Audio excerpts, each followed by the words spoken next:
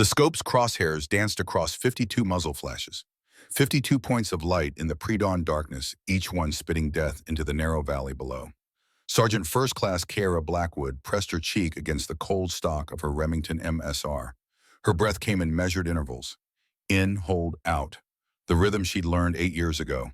The rhythm that had kept her alive through 3 deployments. But now her hands trembled. Through the Leopold Mark V scope, she watched her team pinned down 400 meters below. 11 men scrambling for cover behind rocks that wouldn't save them. Tracers carved orange lines through the mountain air. The distinctive crack of AK-47s echoed off the canyon walls, mixing with the deeper hammer of PKM machine guns. Her radio crackled with desperate voices. Contact front, contact left. Man down, man down. Reaper, we need suppressive fire now. Kira's finger rested on the trigger. A 2-pound pull. That's all it would take. She'd made harder shots, the 847-meter kill in Helmand province that made her legendary. The impossible wind shot in Kandahar. The night engagement in Mosul that saved 12 Marines. But her finger wouldn't move, because 6 months ago in a valley not unlike this one she'd hesitated, and Corporal Liam Garrett had died screaming her name. The radio crackled again. Lieutenant Commander Everett Thornhill's voice strained but steady. Broken arrow.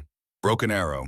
This is SEAL Team Charlie Grid 43, North 109 West. We are surrounded by approximately 50 hostile forces, requesting immediate quick reaction force. How copy? The response came back flat.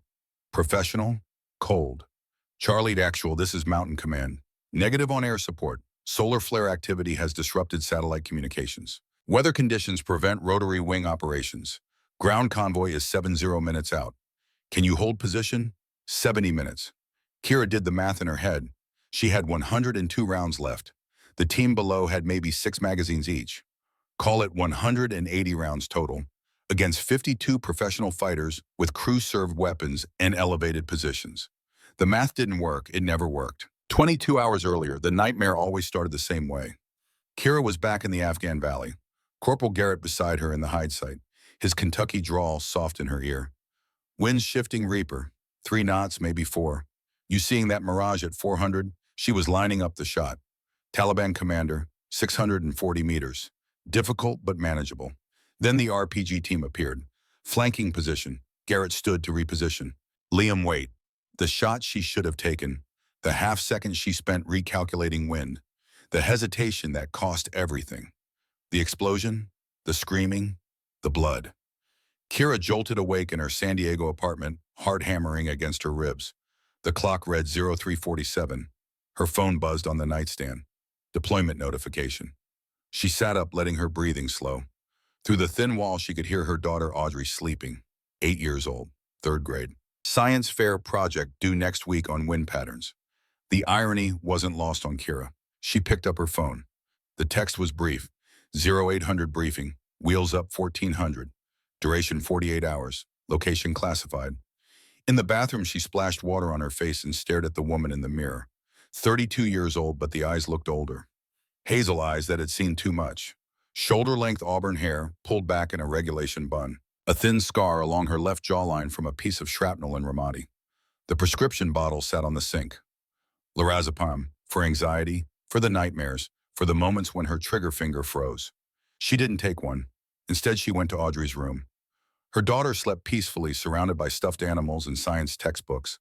A poster on the wall showed different cloud formations. Cirrus, cumulus, stratus. Kira kissed her forehead. Love you, baby girl. Audrey stirred. Mommy. Shh, go back to sleep. You leaving again? Just for a little while. Grandma's coming to stay. Will you be safe? The question every child asks, the question that has no honest answer. Always, sweetheart, always. Naval Amphibious Base Coronado smelled like salt water and jet fuel. Kira arrived at 0745, carrying her deployment bag and rifle case. The MSR weighed 11 pounds unloaded. She'd carried it through 8 countries and 37 missions. It felt heavier every time. The briefing room was already half full. She recognized most of the faces. Lieutenant Commander Everett Thornhill stood at the front studying satellite imagery on the wall screen. 42 years old career SEAL with the weathered face of a man who'd spent 20 years in the wind and sun. Chief Petty Officer Callum Brennan nodded as she entered. 38, built like a fire hydrant with forearms that looked carved from oak. Weapons specialist. The man who could field strip a Ma Deuce blindfolded.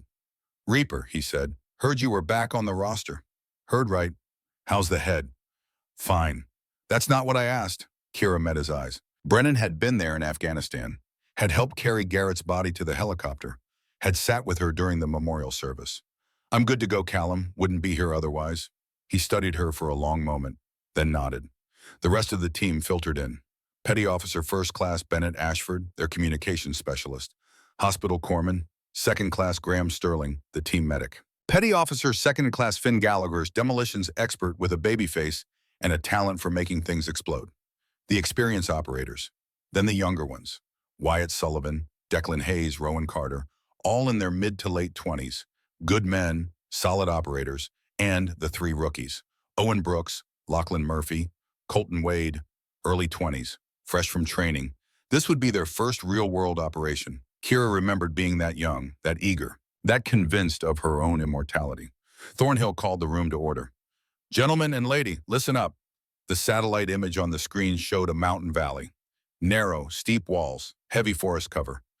48 hours ago, NSA intercepted communications suggesting a private military contractor group is operating a training facility in the Wind River, Range, Wyoming. Grid coordinates 43 North 109 West. This location does not appear on any official maps. The valley is completely uncharted. Thornhill clicked to the next image. Infrared satellite footage showed heat signatures, buildings, vehicles. Intel suggests 15 to 20 hostile styles, light weapons, minimal defensive preparations. This appears to be a temporary training camp for contractors heading to overseas operations. Brennan raised a hand. Who's hiring them? Unknown, but the presence of an unauthorized paramilitary training facility on U.S. soil is a federal concern. Our mission is simple. Infiltrate, gather photographic intelligence, identify personnel if possible, extract, no engagement unless absolutely necessary. Thornhill's eyes swept the room. This is reconnaissance only. We go in quiet. We stay quiet. We leave quiet. Questions? Kira raised her hand. Rules of engagement, sir. Defend yourselves if compromised. But our primary objective is intelligence gathering, not body count. He clicked to the next slide. Topographical map. Insertion point is here, 15 clicks north of the target valley. We hump in under darkness. Kira, you'll take overwatch position on this southern ridge, 220 meters elevation above the valley floor. You'll have clear sight lines for the entire operation.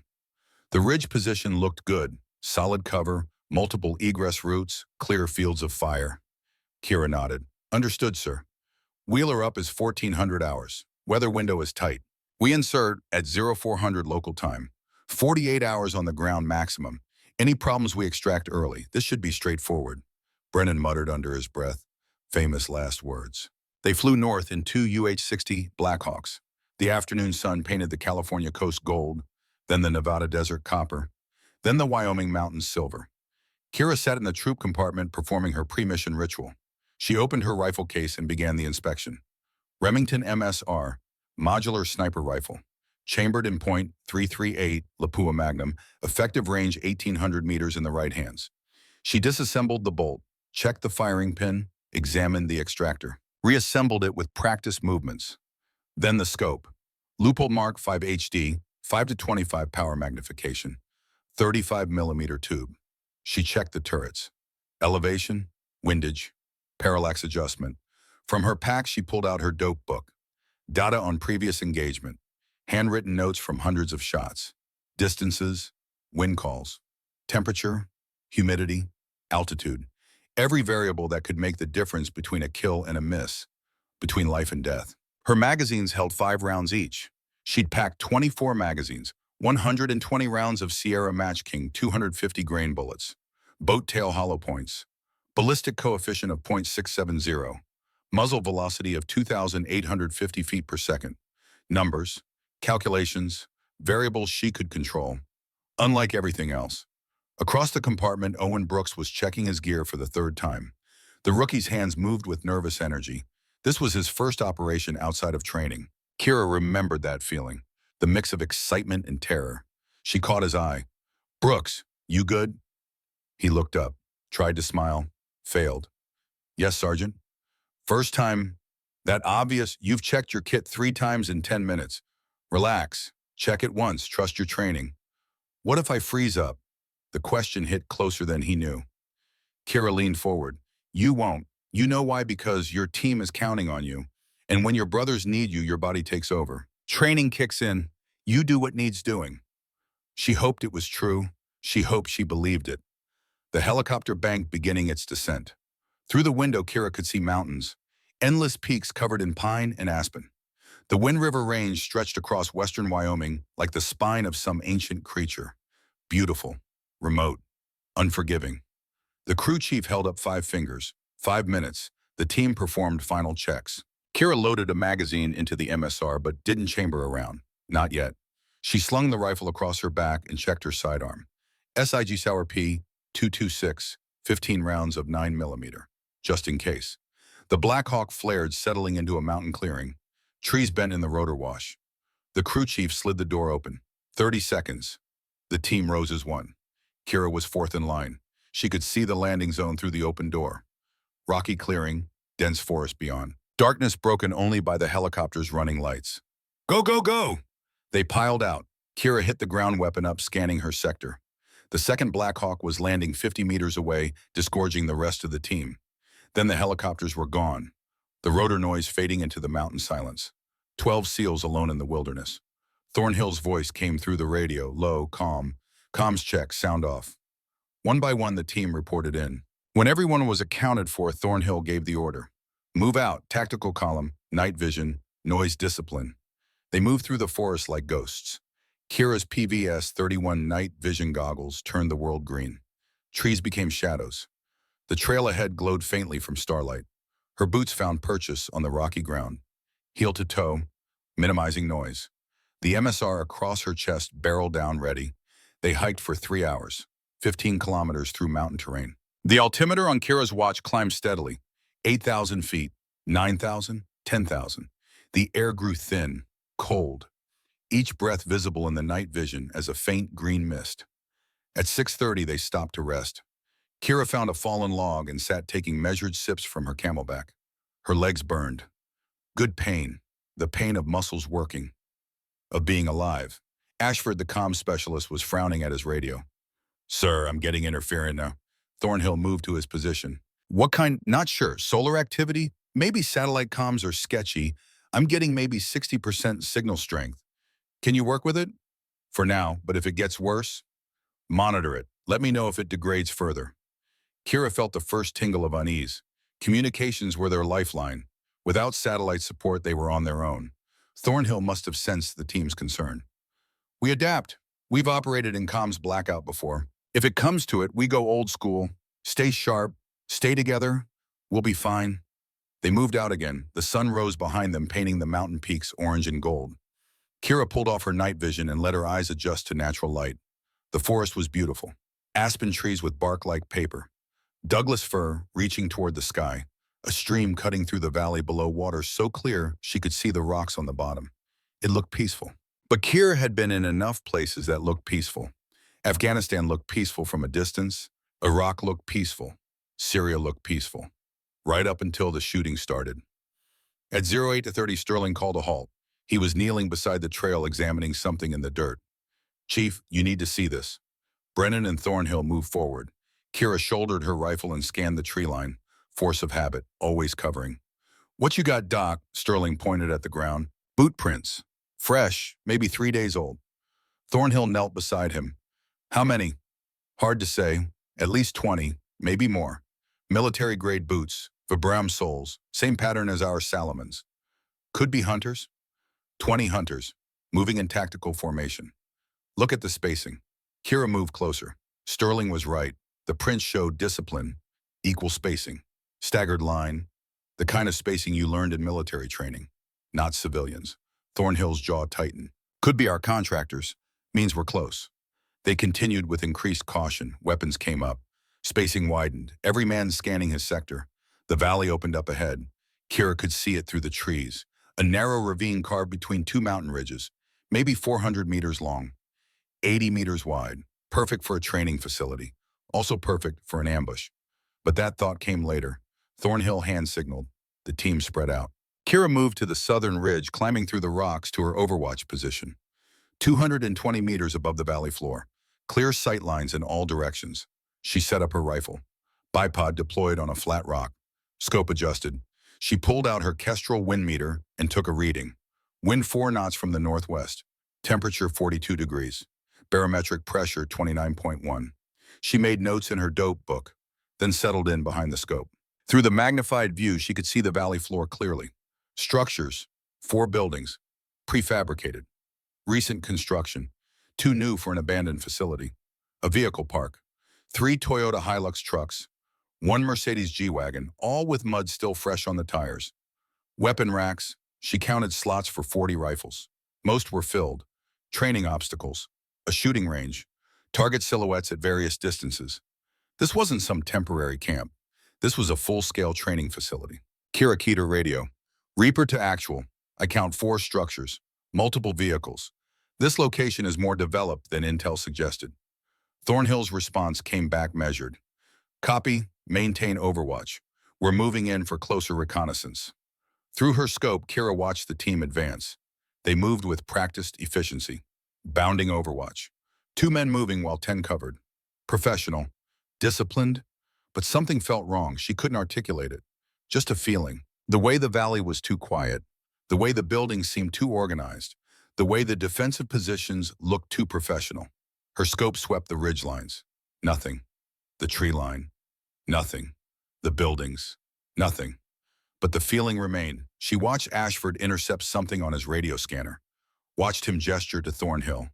Watched the team leader's body language change. Her radio crackled. Reaper actual. Ashford is picking up radio traffic. Military-grade comms. Professional encryption. These aren't weekend warriors. Copy. What's the call? A pause. Thornhill was making the calculation. Abort and lose the intelligence. Continue and risk exposure. We proceed, but weapons tight. First sign of compromise, we extract. The team moved into the valley. Kira's unease grew. She swept her scope across the ridgeline again. This time she saw it, a flash of movement. There, on the eastern ridge, she adjusted her scope. A man, dressed in tactical gear, holding an AK-74, in a concealed position with clear sight lines into the valley. A guard post. Kira swept further, found another, and another. Her heart rate increased. Actual Reaper. I've got eyes on guard positions. Eastern Ridge. Multiple hostiles. They're watching the valley. Copy. How many? She kept counting. The positions were well concealed. Professional hide sites. I count 15, 18, 22. She swept to the northern ridge. More positions. Actual, they've got the entire valley covered. This isn't a training camp. This is a defensive position. Thornhill's voice remained calm, but she could hear the edge. Team weapons up. Prepare to... The explosion cut off his transmission. The northern exit of the valley erupted in fire and smoke. C4 demolition charges. Tons of rock collapsed, sealing the passage. 3 seconds later, the southern exit exploded. The valley became a box, and Kira's team was trapped inside. Muzzle flashes erupted from every direction. AK-47s, PKM machine guns, SV Dragunov rifles. The distinctive crack of supersonic rounds echoed off the canyon walls. Through her scope, Kira watched her team scramble for cover, watched them return fire, watched young Owen Brooks take a round to the shoulder and go down. She started counting targets. 30, 35, 40, 45, 50, 52. 52 hostile combatants in prepared defensive positions with crew-served weapons and high ground, against 12 SEALs in a kill zone with limited cover and no support.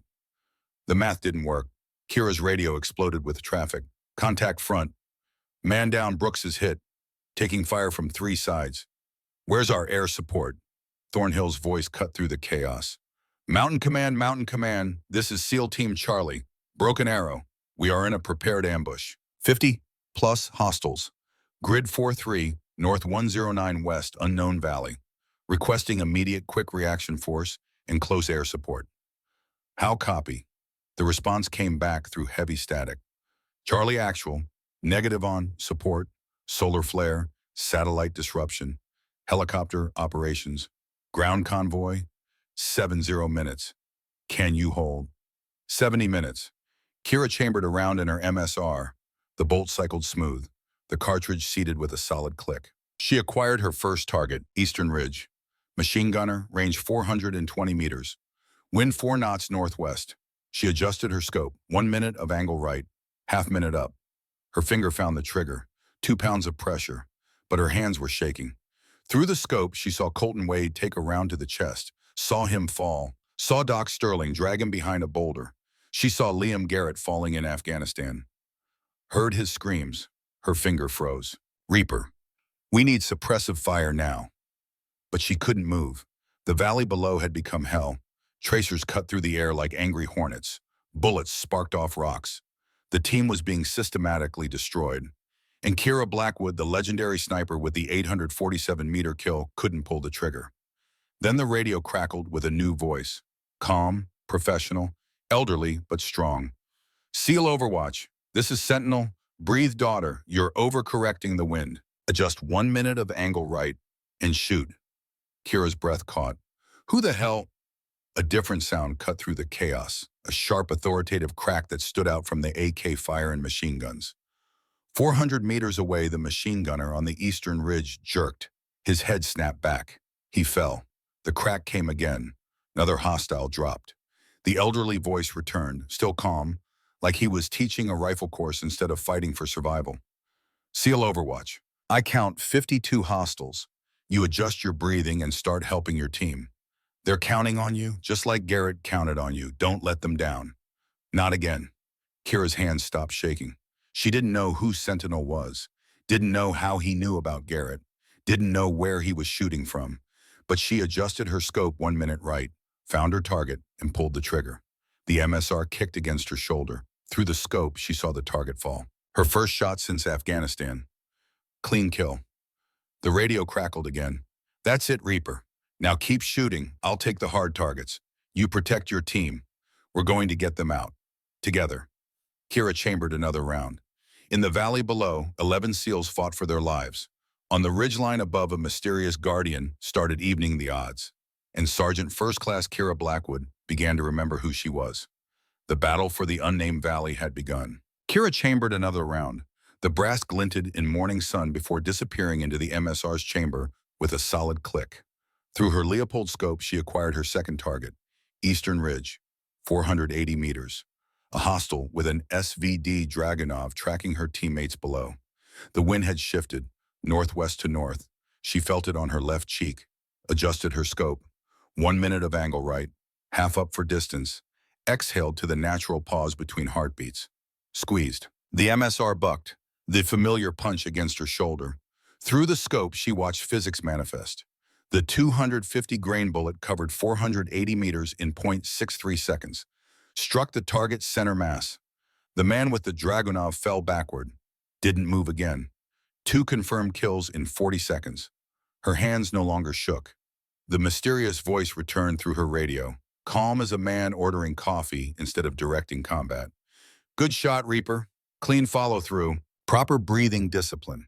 Now target at your 10 o'clock. 520 meters, pink shirt behind the gray boulder. He's their field commander, directing fire teams via radio. Take him. Kira swept her scope left, found the boulder, found the man. He was partially concealed. Only upper torso visible, holding a radio, gesturing to units across the valley. She calculated angles, wind, distance, bullet drop. I don't have a clean shot. He's got hard cover. You don't need clean. See the granite boulder to his left. Shoot it, ricochet. 18-degree deflection angle. Aim 2.3 feet left of target. Kira hesitated. Ricochet shots existed in theory, in advanced ballistics textbooks, in stories instructors told about legendary snipers from wars long past. Not in real combat. Below her position, Declan Hayes screamed. A round had torn through his thigh. Doc Sterling was crawling through incoming fire to reach him. Bullets kicked up dirt around the medic. Any second one would find him. Reaper. Sentinel's voice carried absolute certainty. Trust the mathematics. Trust yourself. I've made this shot 100 times. Now you will too. Shoot. Kira ran the numbers. Granite was hard. Crystalline structure. The .338 Lapua had enough mass to maintain integrity through deflection. The angle looked viable if the surface was smooth enough. If, maybe, possibly. Hayes screamed again. She aimed at the boulder, 2 feet left of the target, held her breath, felt her heartbeat slow, fired. Through the scope, she watched a miracle of physics. The 250-grain projectile struck granite at approximately 2,400 feet per second. The impact created a shower of sparks visible even in daylight. The bullet deformed slightly but held together, deflected at precisely 18 degrees. The man in the pink shirt jerked like he'd touched a live wire. Red bloomed across his chest. He toppled sideways. The radio fell from his hand, dead before he understood what happened. Kira's breath caught. How did you know that would work? 35 years of practice, daughter. Mathematics doesn't lie. Physics doesn't change. You just learned something snipers spend careers trying to master. Now keep shooting. Your team needs you. The mysterious sniper's rifle cracked again from his hidden position. The sound was distinctive, sharper than the AK-47s, more authoritative than the PKMs, each crack punctuated by silence. Then another hostile falling. Sentinel was methodical, systematic. He wasn't just shooting, he was dismantling their entire assault infrastructure. Machine gun position, crack. Gunner falls, mortar spotter, crack. Spotter eliminated. RPG team loading, crack. Loader drops. The rocket falls unfired. Secondary machine gun, crack. Another crew-served weapon silenced, each shot selected for maximum tactical impact. Kira recognized professional military thinking. This wasn't random shooting. This was deliberate destruction of enemy combat power. She focused on closer threats, hostiles advancing on her team's defensive position. She worked her own rhythm now, her own deadly mathematics, target acquisition, range estimation via mil-dot reticle, wind call from mirage and feel, bullet drop calculation accounting for altitude and temperature, 400 meters, squeeze, the satisfying kick. Through the scope, the target falls, kill, 380, adjust for slight downhill angle, fire, kill, 460, longer shot, account for increased bullet drop, fire, kill, 320, close enough to see facial features through the scope. A young man, maybe 25, somebody's son. She pushed the thought away. He'd chosen to ambush Americans. That choice had consequences. Fire, kill. Her magazine ran dry. She performed the reload with muscle memory, ejected the empty 5-round magazine, reached to her chest rig, retrieved a fresh magazine, loaded, chambered, back on scope. The entire process took 4 seconds. 24 magazines loaded before the mission. Now 19 remained, 95 rounds total. She needed to make every one count. Through the scope, she watched Thornhill organizing the defense below. The team had consolidated into a tight defensive position behind a cluster of boulders. Good interlocking fields of fire, decent cover from direct fire. But they were still pinned, still surrounded, still dying. Ashford was working his radio frantically. She could see his frustration even at 200 meters. The solar interference was getting worse. Satellites weren't responding. The team's lifeline to command was degrading. They were on their own. Sentinel's voice came through her headset again. Different tone now, more personal. Kira Blackwood, 8 years with Naval Special Warfare. 3rd deployment, Afghanistan. 2nd, Iraq. Designated marksman, qualified at age 26. Youngest female graduate in the program's history. She kept scanning for targets, but her mind raced. How do you know my record? That 847-meter shot in Helmand Province, summer of 2019. Taliban commander, extreme heat, mirage making range estimation nearly impossible. But you made the shot, saved a Marine patrol. That was exceptional work. That's classified after action reporting. Who are you? I know more than your service record, Kira. I know you lost Corporal Liam Garrett 6 months ago. Afghanistan. Different valley. Different enemy. Same mountains that take good men too soon. Her hands tightened on the rifle. You have no right. I know you blame yourself. I know you've been seeing Dr. Patricia Morrison at Naval Medical Center, San Diego. Tuesdays at 1400. I know you almost didn't deploy on this mission. Almost turned it down because you weren't sure you could pull the trigger when it mattered. The words struck like physical blows. That information wasn't just classified. It was personal, private, known only to her therapist, her commander, and herself. How could you possibly? Another crack from Sentinel's rifle. Another hostile eliminated. I know. He continued, his voice gentler now. Because I trained Liam Garrett 12 years ago, advanced sniper course. He was talented, dedicated. Reminded me of someone. The world seemed to slow. Kira's finger rested on the trigger, but she wasn't seeing through the scope anymore. You're lying. He carried a photo in his helmet. His uncle, Master Chief, Navy Cross recipient. Liam wanted to make him proud. Wanted to be like him. We talked about it during night watches. During those long hours between missions, when men tell each other truths they don't share anywhere else. Kira remembered. She'd seen that photo. Had held it after Garrett died. An older man in dress blues. Severe face, but kind eyes that seemed to understand things others didn't. Master Chief Silas Garrett, Liam's uncle, reported killed in action. Gulf War 1991. Body never recovered. His uncle died 33 years ago. Did he? Before she could respond, Sentinel's tone changed, sharp, urgent, combat-focused. Hostile squad, you're 6 o'clock, 300 meters, moving through the dead ground to flank your team's position. I don't have the angle from here. You need to engage immediately. Kira spun, acquired the targets through her scope. 6 men moving with professional fire and movement tactics, bounding from cover to cover, covering each other's movement. These weren't militia. These were trained soldiers. She took the lead man first. 310 meters. Slight uphill shot. She aimed high to compensate. Center mass. Fired. He dropped mid-stride. The others scattered. Professional reaction.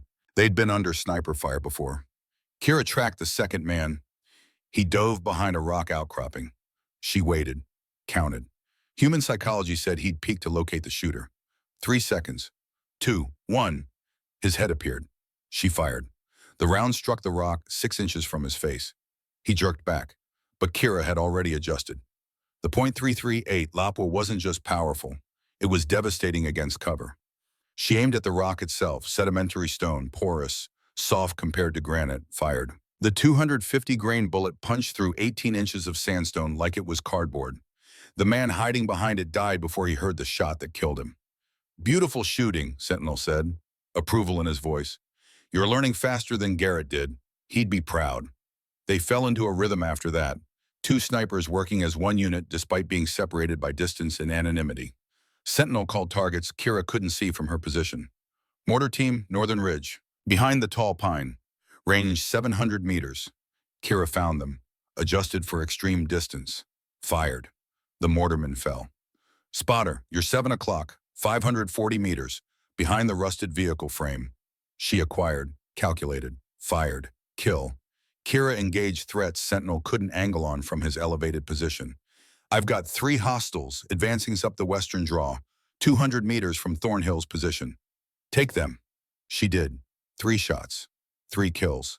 11 seconds total. The coordination was perfect. Seamless. Like they'd been working together for years instead of minutes. The enemy was reeling. Their coordinated assault dissolving into chaos. Command structure eliminated. Heavy weapons crews dead.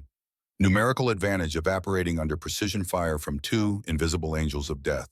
43 hostiles became 39. 39 became 34. 34 became 31. But victories always have costs. Through her scope, Kira watched young Owen Brooks trying to apply a tourniquet to his shoulder wound. Watched his hands shake. Watched blood soak through the bandage faster than he could tighten it. Watched Colton Wade lying too still behind a boulder. Doc Sterling kneeling beside him, checking for pulse. Finding none. Sterling's head dropping in defeat. 2 dead, 4 wounded, against 31 remaining enemies. The math was improving, but it was still bad math. Her radio crackled with Thornhill's voice. Reaper, Sentinel, ammunition status check. Kira counted her remaining magazines. 17. 85 rounds. Reaper has 85 rounds remaining. Sentinel's response came slower than before. His breathing sounded different, labored, strained. Sentinel has adequate supplies for current tactical requirements. Something in his voice made Kira pause. The calm was still there, the professional tone. But underneath, she heard something new. Pain. Sentinel, you hit negative, continue engaging targets. But she heard the lie, recognized it. She told the same lie herself after Garrett died, after the therapist asked if she was okay, after her mother asked if she was sleeping. I'm fine. The universal lie of warriors who aren't fine at all. The enemy heard it too. Or maybe they'd been planning it all along, because their tactics changed. Through her scope, Kira watched hostile units pulling back from the valley floor, consolidating. Then 15 men broke off from the main force, started climbing. climbing the northern ridge, climbing toward wherever Sentinel was hidden. Sentinel, you've got climbers inbound. 15 hostiles. They're coming for your position. I see them. His rifle cracked. One of the climbers tumbled down the slope. I'll handle it. What's your exact position? I can provide covering fire. If I tell you you'll see me, can't have that. Not yet. This isn't a game. No, Sentinel agreed. His rifle cracked again. Another climber fell. It's not, but some things need to remain mysterious, daughter. Keep your focus on the valley. Protect your team. I'll manage the climbers. Kira swept her scope across the northern ridge. The terrain was brutal, steep, lots of dead ground where she couldn't establish sightlines. The climbers were using the terrain expertly, bounding from cover to cover, coordinating movement. These men knew what they were doing. Sentinel's rifle cracked. A third climber fell, but 13 remained, moving fast, getting closer. Reaper, Sentinel's breathing was definitely labored now. I need 90 seconds. Can you buy me that time? What are you doing? Relocating to secondary firing position. On my mark, I'll expose my location briefly. You'll see the muzzle flash. Engage any targets you can acquire during my movement. Understood. Sentinels, if you expose yourself, they'll converge on. That's why I need you ready. Kira's heart hammered. This was insane, but she understood tactics. Understood that sometimes the only way out was through. Ready. Mark, a muzzle flash bloomed on the northern ridge, 800 meters from Kira's position, higher than she'd expected, nearly at the ridgeline's peak. Sentinel had been shooting downhill at extreme angles this entire time. The climbers saw it instantly, oriented on the flash like sharks toward blood. Open fire. The distinctive chatter of AK-47s on full automatic. Tracers arcing toward the position. Kira engaged, found the lead climber in her scope. 540 meters. Moving target. Uphill angle. She led him by 2 body widths. Squeezed. The round caught him center mass. He tumbled backward down the slope. Didn't stop rolling for 30 feet. She worked the bolt. Brass ejected. New round chambered. Back on scope. Second target. 510 meters. Stationary. Firing towards Sentinel's position. Easier shot. Fired. Kill. Third climber. 580 meters. Behind a tree. She waited. Patience. He leaned out to shoot. She fired the instant he exposed himself. The round took him in the throat. He fell. 60 seconds. Sentinel's voice. Definitely strained now. Kira engaged a fourth climber. 500 meters. Moving. Missed by inches. Adjusted. Led more. Fired. Hit. The man went down clutching his leg. Not a kill, but he was out of the fight. 4 down, 11 still advancing. She swept for another target.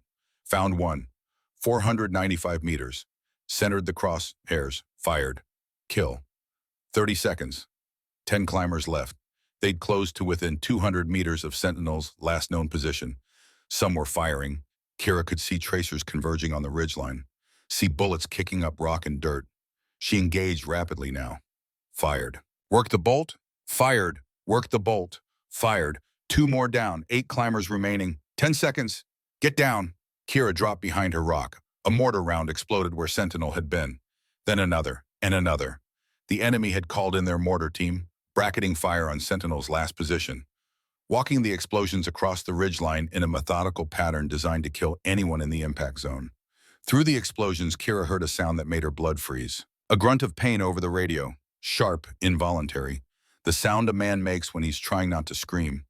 Then labored breathing, ragged, wet. Sentinel status.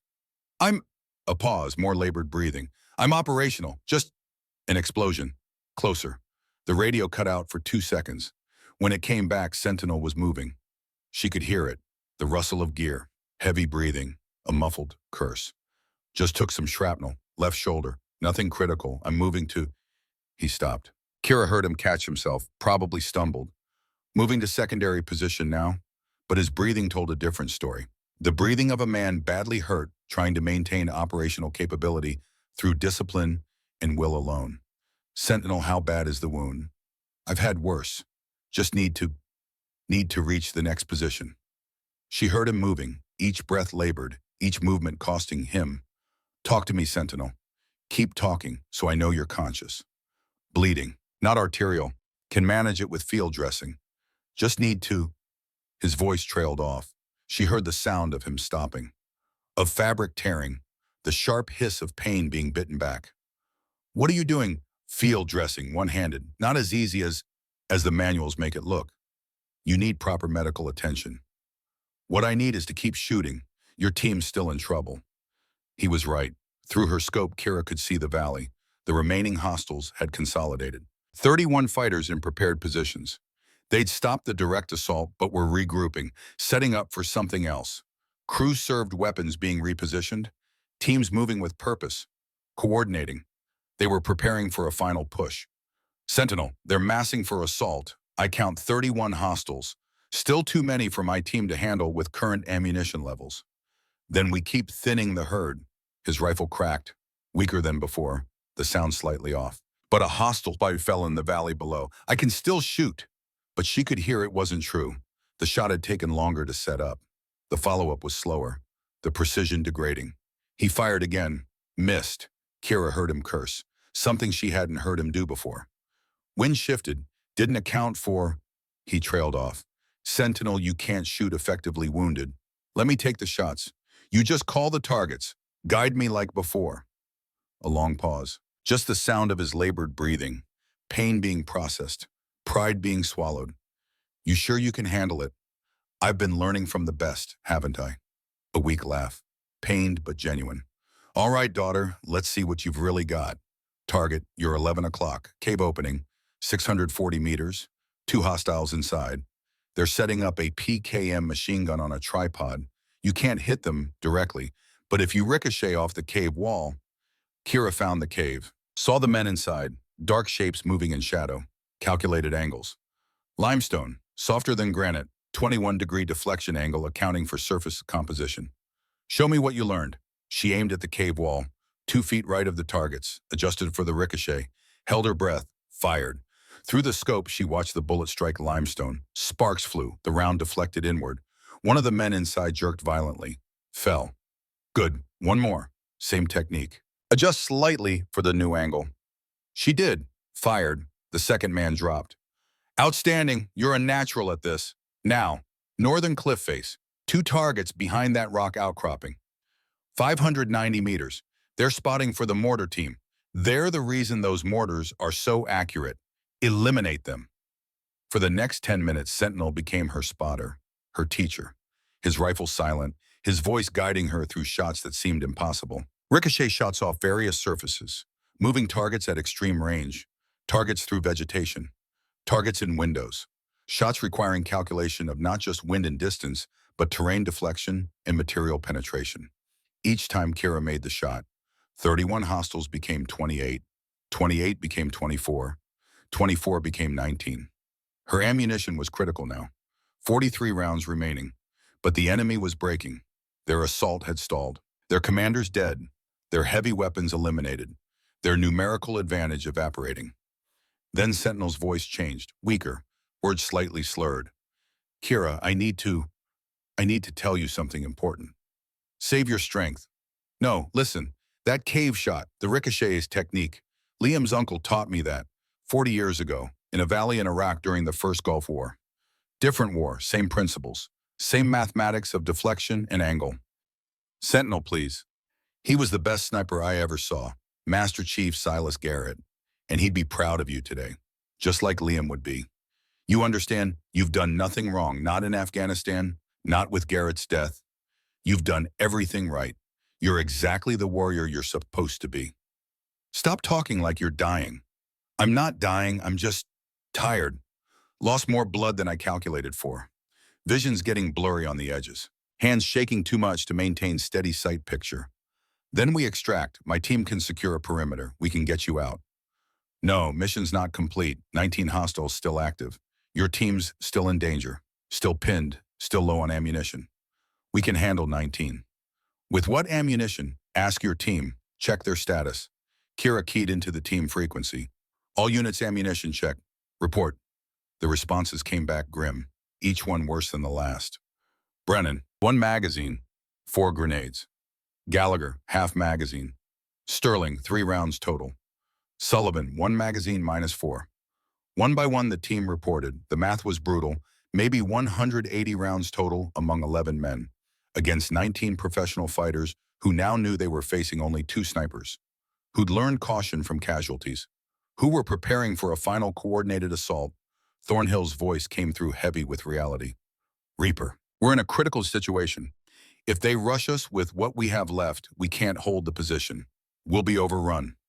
As if responding to his words, the enemy commander's voice echoed across the valley, speaking through a megaphone. Heavily accented English, Eastern European, Russian maybe. American sniper, you are isolated. Your team is surrounded. Surrender now, and I give my word, your men will live. You have 60 seconds to decide.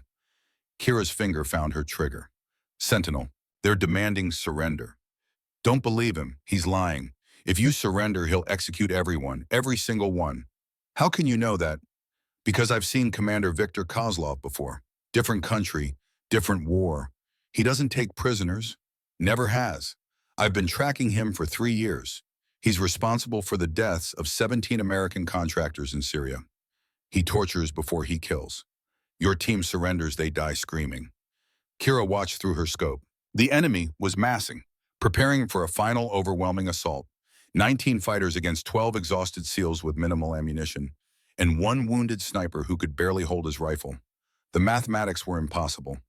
Sentinel's voice came through one final time, so weak now she could barely hear him over the radio static. Kira, when they charge, when they come for your team, you're going to be alone. I can't help anymore. Shoulders too damaged. Lost too much blood. Can't keep my eyes open. Vision tunneling, hands won't stop shaking. Stay with me, don't you dare. Can't, I'm sorry, but you can do this. Everything I taught you today. All of it, use it. Trust yourself, trust your training. You're better than you know, better than you believe. Sentinel, please. Tell Thornhill. Tell him Sierra Gulf sends his regards, he'll understand. What does that mean? But Sentinel's breathing was fading, each breath more shallow, more distant. The only easy day, well, was yesterday. Finish it, Reaper. For Garrett, for all of them. Show them what his student, what his guardian, became. The radio went silent, complete, absolute silence. Through her scope, Kira saw the enemy begin their assault. 19 fighters emerging from cover, moving in coordinated fire teams, using proper fire and movement tactics, professional, deadly, determined. She checked her remaining ammunition, 43 rounds. Checked the distance to the first wave, 380 meters. Did the mathematics. Impossible. But Liam Garrett's voice echoed in her memory, from a different valley, a different time, a different war that felt exactly the same.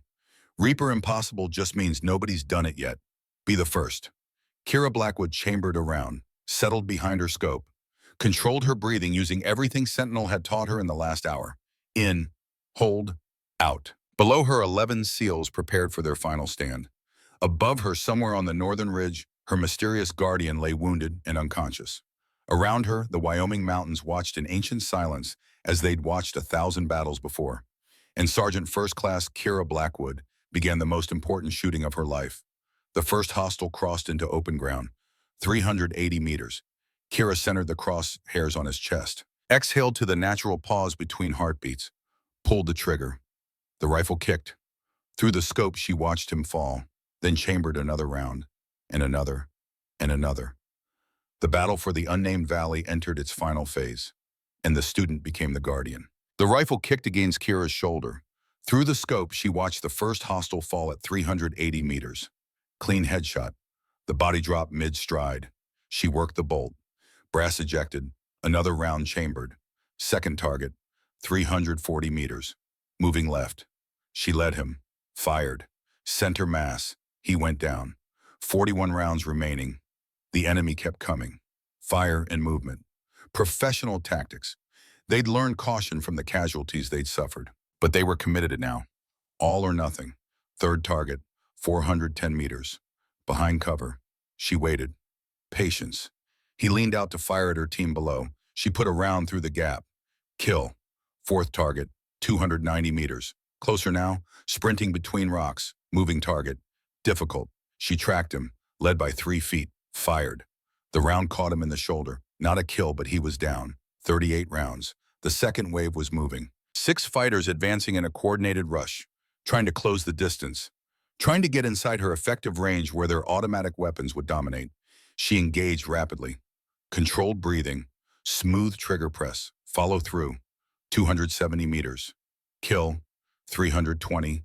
Kill, 360. Kill. The wave faltered. The surviving fighters dove for cover. 35 rounds, 13 hostiles remaining. Kira's hands were steady. Her breathing controlled. Every shot counted, every movement deliberate.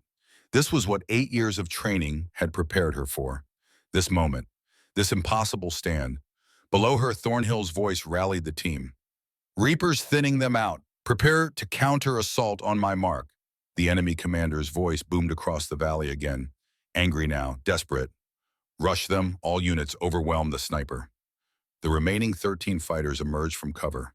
A coordinated charge. Firing as they advanced, trying to suppress her with volume of fire.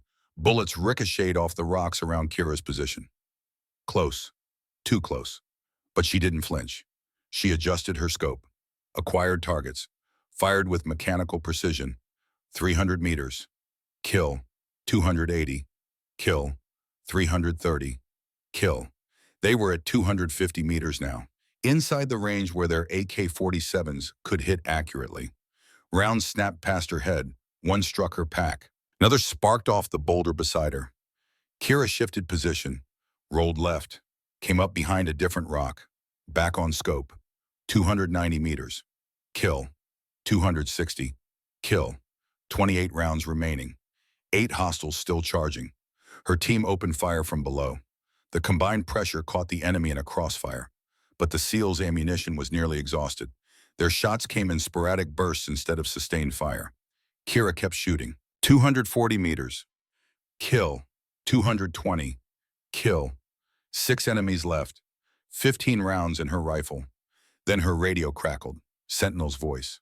Weak, fading, but carrying something new. Something final. Kira, listen. There's something I need you to know. She fired. 80 meters. Kill. Sentinel, save your strength. No, you need to hear this. That day, Afghanistan, when Garrett died, I was there. Kira's finger froze on the trigger. What? 800 meters out, in the rocks. I saw the RPG team, saw them flank. I took the shot. I killed 3, but the fourth got Garrett before his voice broke. The invincible guardian. Breaking. I'm sorry, Kira. I'm so sorry. I tried to save him, but I wasn't fast enough. Not good enough. And I've been trying to make it right ever since. Watching over his teams, over you, trying to. Twist number 7, the revelation hit like a physical blow. Sentinel had been there, had tried to save Garrett, had been carrying the same guilt she'd carried, the same burden. Silas, the only easy day was yesterday, daughter. Now finish it. Finish what we started. For Garrett, for all of them. Show them what his student became. 65 meters. Kira fired through tears. Kill. 50 meters. Fired. Kill. 3 enemies remained. 7 rounds left. But these 3 were veterans. They split up, used cover, moved unpredictably. Kira's vision blurred. Not from tears now, from something else. Clarity, purpose, understanding. Garrett's death wasn't her fault, wasn't Sentinel's fault. It was war, chaos, the mathematics of violence where good men died despite everyone's best efforts. But what mattered was what came after, how you honored them, how you protected the next generation. She tracked the first remaining hostile. He disappeared behind a boulder. She counted. 3 seconds. His head appeared. She fired. Temple shot. Kill. 2 enemies. 4 rounds. The last 2 broke. Professional fighters who understood when odds turned impossible. They retreated, sprinting back toward the northern exit. Kira acquired the first. Easy shot. Fleeing target at 100 meters. Her finger touched the trigger, then released. She let them go. Let them carry the story. Let them tell others what happened when you ambushed Navy SEALs. Let them spread the legend of the valley where 52 became 2. The valley fell silent. No gunfire, no explosions, no screaming, just wind through pines and the distant cry of a hawk. Kira lay behind her rifle. Her shoulder ached from recoil. Her eyes burned from the scope. Her hands trembled from adrenaline and revelation. She keyed her radio. Sentinel, Silas, I understand now. Thank you for trying to save him. For saving me. For everything. Static. Sentinel, nothing. Silas. Only wind answered. Kira secured her rifle with shaking hands. Started climbing down. The descent took forever. Each step heavy, each breath difficult. When she reached the valley floor, Brennan met her. His tactical vest shredded, blood on his sleeve, but alive. Hell of a shooting reaper. She couldn't speak, couldn't process. Just nodded. Casualties. Brennan's face went hard. Owen, Colton, both gone. Declan's leg is bad, but Sterling thinks he'll make it. Ashford has a concussion. The rest are walking wounded. 2 bodies under ponchos. 2 young men who'd never go home. Kira knelt beside them, lifted the first poncho. Owen Brooks, 23 years old, the rookie who'd asked if he'd freeze up. She touched his cold forehead. You didn't freeze, brother. You stood, you fought, you did everything right. She moved to Colton Wade, 22, his first real operation, his last. I'm sorry, I'm so sorry I couldn't save you both. Thornhill's hand on her shoulder. Blackwood, you saved 10. That's what matters. Now we need to find your guardian. She stood, professional mask sliding back into place, but underneath the cracks remained. Yes, sir. The climb to Sentinel's last position took 30 minutes. Kira led, Gallagher and Sullivan followed. 500 feet of vertical ascent, loose scree, exposed cliff faces. She found the first position easily. Shell casings scattered like brass flowers. 51.338 Lapua. She picked one up, still warm. Blood painted the rocks, dark, thick, too much blood. Sir, Sullivan called. Blood trail? They followed it along the ridgeline. The trail showed Sentinel's discipline. Even wounded, even dying. He'd moved with purpose, with training that transcended pain. The trail ended at a cliff edge, 200-foot drop to forest below. Kira approached carefully, looked over, saw rope marks on the rock. Recent. Someone had rappelled, but no rope remained, no gear, no trace except the marks. She searched the area, found more casings, found disturbed earth, found something else. A challenge coin, wedged in a crack between rocks, placed deliberately, left as a message. She picked it up. Front Navy SEAL trident, worn but pristine. Back 12 stars in a circle. In the center engraved words, the watch continues, beneath the star's initials. KB, her initials. Kira's hands shook. Gallagher found the final message, carved into the cliff face with a knife. Fresh cuts. Recent. Taught by Garrett's guardian, now his guardian teaches another. Below that one more line. Forgive yourself, daughter. He did. Kira traced the letters. Her vision blurred with tears she'd held for 6 months. For 6 hours. For a lifetime. She understood now. Sentinel hadn't just saved her team. He'd saved her from guilt, from doubt, from the weight of carrying Garrett's death alone. He'd shown her the truth, that good people try their best, that sometimes it's not enough, that the only way to honor the fallen is to protect the living. She pressed her forehead against the rock. Let the tears come. Thank you, Silas. Thank you. The wind carried no answer, but she felt it anyway. Approval, release, permission to move forward. Sullivan touched her shoulder gently. Reaper, we should head back. Extraction birds are inbound.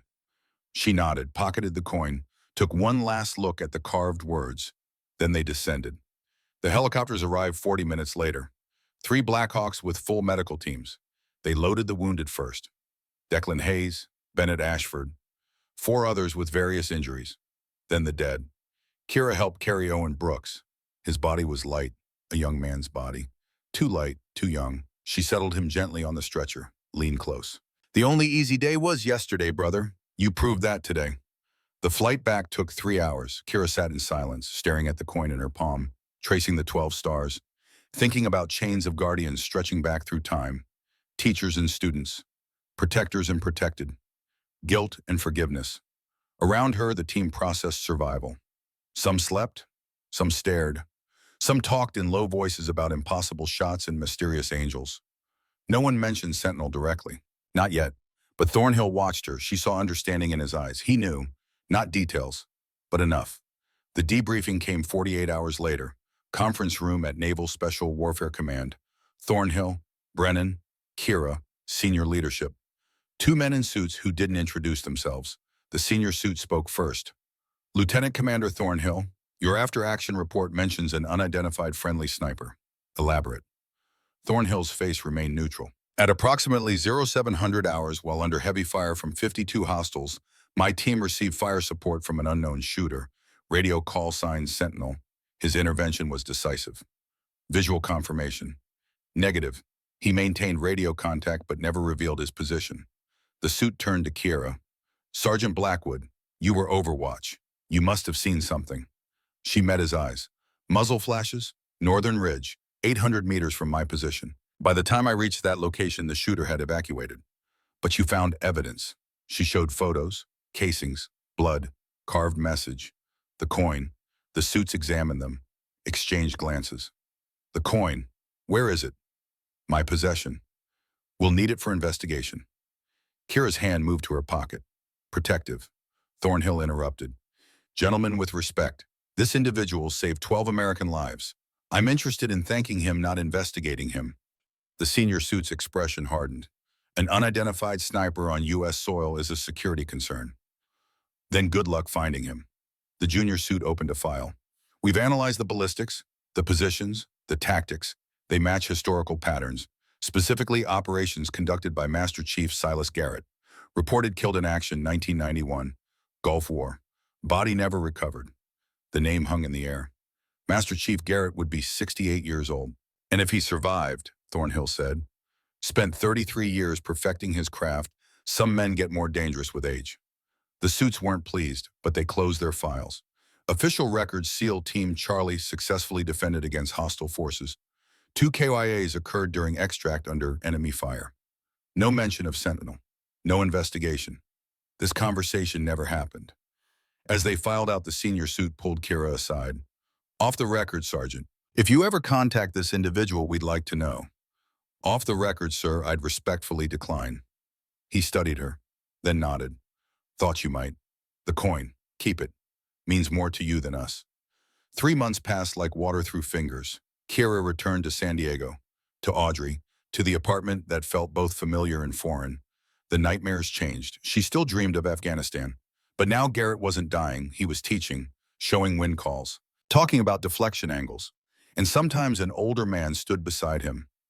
Gray beard, kind eyes, watching with approval. She slept through the night for the first time in 6 months. The Navy promoted her, senior sniper instructor, teaching the next generation at SEAL Training Command.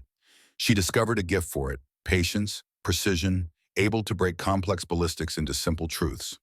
One afternoon, demonstrating ricochet technique, a student asked the inevitable question. Instructor Blackwood, where'd you learn this? She was setting up the shot. Granite boulder, target behind it, calculating angles that seemed impossible. From someone who believed in me when I didn't believe in myself. She fired. The bullet sparked off granite, deflected, struck target center mass. The students erupted in amazement.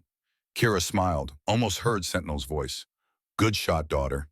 At night, she researched, used her clearance to access old files, learned about Silas Garrett, service record spanning 20 years, Navy Cross, Silver Star, 4 Bronze Stars with Valor, specialty long-range precision, Overwatch operations, Guardian Angel tactics, last known operation, Desert Saber, February 1991, Overwatch for Marine reconnaissance. Team survived, Garrett vanished. Official status, killed in action? Presumed. But she found something else, buried deep in classified archives. A pattern, 1984. Beirut. Marine survivors reported sniper support. No friendly snipers in area. 1985. Mogadishu. Rangers pinned down, unknown Overwatch eliminated 15 hostiles. 1986. Iraq. SEAL Team 5 extraction. Unidentified shooter. Vanished before contact. 1987. Afghanistan. Firebase under assault. Mystery sniper turned the tide. Attached to the 2011 file, Corporal Liam Garrett's statement. The shooter moved like my uncle used to, like a ghost protecting his family. Kira closed the file. Understood. Silas Garrett, fighting for 33 years after his reported death. Protecting, watching, guarding those who couldn't guard themselves. Some warriors never stopped. On a Saturday, Kira took Audrey to the beach. They flew a kite, watched wind catch fabric, saw it dance. Mommy, you seem different. Different how? Happier. You don't check your phone at night. Kira smiled at her daughter. Someone reminded me what matters. Who Pam? A guardian angel. Audrey looked at her with serious 8-year-old eyes. Are they real? Kira thought about Sentinel's voice, about impossible shots, about forgiveness carved in stone. Yes, baby, they're real. That evening an email arrived. No sender, encrypted, GPS coordinates and a time. Wyoming wilderness, 20 miles from the valley. She shouldn't go. Could be anything. But she knew better. She requested leave, told Audrey it was Navy business, kissed her daughter, drove north. The coordinates led to a remote cabin, so isolated it didn't exist on maps. Kira approached weapon ready, every sense alert. The cabin was empty, but inside a cache, a rifle, vintage Remington 700, .338 Lapua Magnum, maintained like sacred object, a logbook, weathered leather, hundreds of pages filled with neat handwriting. She opened it, read, 1984, Beirut, Overwatch for Marines, 12 protected. 1989, Panama, SEAL Team 4, 8 protected. 1993, Mogadishu, Rangers, 15 protected. Page after page, operation after operation, decades of silent service. 2011, Afghanistan, Firebase, CPLL, Garrett among 32 protected. Failed to save him 2 weeks later. Shrapnel wound prevented proper angle. My failure. My burden. Kira's throat tightened. The last entry made her hands shake. 2024. Wyoming, SEAL Team Charlie. 12 protected. Told KB the truth about her partner. Passed the watch. Time to rest. Mission complete. SG. Beneath it a note on separate paper. Fresh ink. Kira, you asked who I was. I'm what you'll become. A guardian who watches when others can't. The watch never ends. It finds new watchers. This rifle is yours. Use it to protect those who protect us. When they need you, be there. Like I was there for you. Like someone was there for me 40 years ago. Garrett would be proud. I'm proud. The chain continues. Forgive yourself, then teach another to forgive. Silas, Kira sat as sunset through cabin windows. Held the note. Read it until she'd memorized every word. She understood her purpose now. The next morning she returned to base. Requested meeting with Thornhill. He received her in his office. Closed the door. Blackwood. Sir, I need a secondary assignment. Off-books Overwatch operations. When teams are in trouble and need guardian support. Classified. Thornhill studied her for a long moment, then opened his desk. Pulled out a file. This authorization was signed 4 weeks ago. Someone high up the chain. High enough I don't question it. He handed her the file. Inside her photo. Service record, new call sign, Guardian, actual. You're officially at training command. Unofficially, you deploy where needed, when our people need a guardian. She stared at the file. Sir, did you know? I suspected. Stories about a mystery Overwatch operator have circulated for 20 years. Always wondered who. Now I know. And I know who carries the watch forward. He stood, extended his hand. Some legends die. Others pass the torch. Make him proud, Reaper. She shook his hand. I will, sir. 1 year later, Afghanistan, a SEAL team pinned down, 40 hostiles, bad terrain, no air support available. Kira set up 800 meters from the fight. Silas's Remington, the rifle that had protected generations. She keyed her radio. SEAL Team Delta, this is Guardian Actual. I have Overwatch. Maintain your position. A young voice responded, scared, desperate. Guardian, who are you? An older voice cut in, veteran, calm. Don't question it, kid. Trust the Guardian. She's got us. Kira smiled, acquired her first target, breathed, fired, clean kill. Affirmative Delta, beginning engagement. You're not alone. Far away in a different valley, an old man sat on a cabin porch. Gray beard, weathered face, 69 years old but still strong. He listened to a radio, heard Kiara's voice, heard her shots, smiled. That's my girl. 10 years passed, Audrey turned 18, enlisted Navy, wanted to follow her mother's path. Kira gave her the challenge coin. The one Sentinel had left, 12 stars. What is this, Mom? A promise. When you need help most, someone will be watching. Who Guardians were never alone.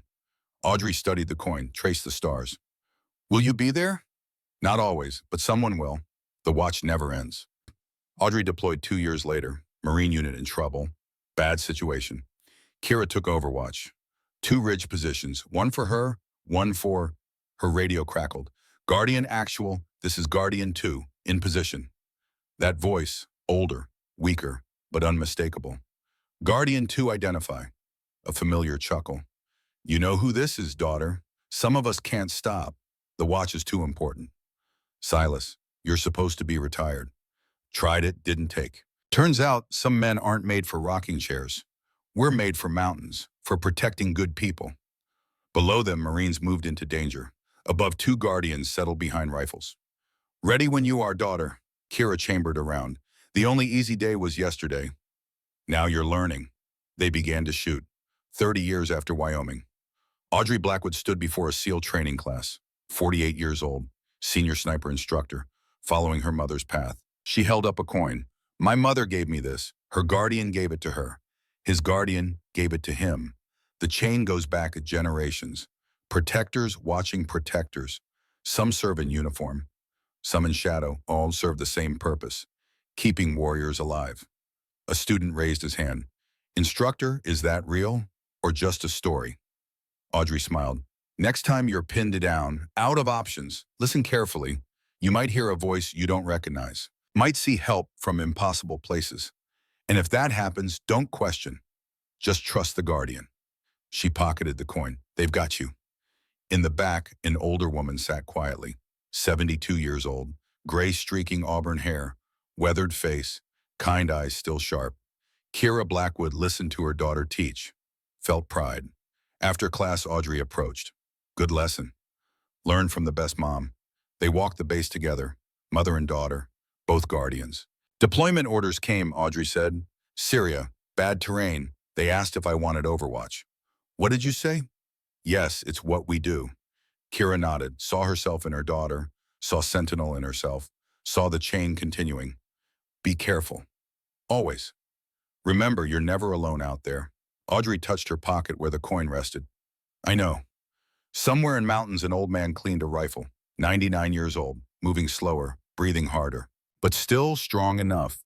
Silas Garrett loaded his Remington, checked his scope, studied a map of Syria. His radio crackled. Guardian 3, this is Guardian Actual. Mission is go, grid Charlie 7. Multiple teams in contact. Audrey's voice. Third generation. Latest link in the chain.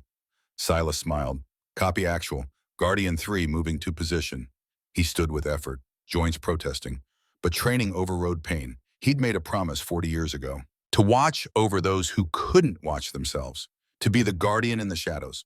Some promises you kept until you couldn't anymore. And he wasn't there yet. In the mountains, 3 generations took their positions. Separated by decades. United by purpose. Kira at 72, still teaching, still ready. Audrey at 48, leading the watch. Silas at 99, the original guardian, still protecting. They settled behind their rifles, watched over teams in trouble. Did what guardians do. Protected those who protected others. The only easy day was yesterday, and the watch never ends.